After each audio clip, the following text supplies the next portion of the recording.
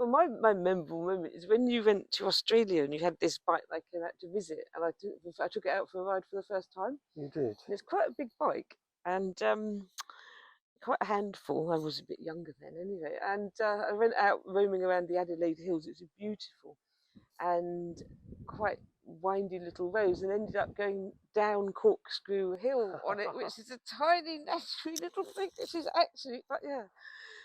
Its name tells what it's like. Anyway, I managed to get down without dropping it, so I was quite pleased. But it's powerful. It's powerful because the first time I changed down from top into third, and it really kicked out. There's so much power. You've got to be careful. Yeah. But I do like them. It's like a oversized A10. You know, it's the same engine design. Built by the same, designed by the same man. Yeah. So it's got a similar feel to it as a 650 BSC, but just bigger. The whole bike's bigger, but the handles similar in a similar way, I would say. And it's the other ride from Crocodile Gorge, on that rough rock road.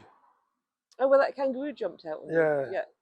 Oh, that was awful because there was this bend coming up, and I saw these mob of kangaroos there, and they got up and started moving, and I don't think you'd seen them, so I was riding behind, and on that little Yamaha, and I thought, no. So you're going to start it up? Yeah, I'll fire it up.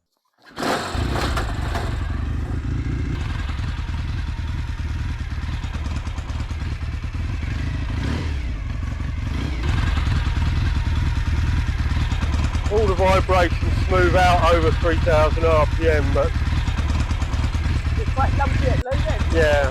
That's what we expected.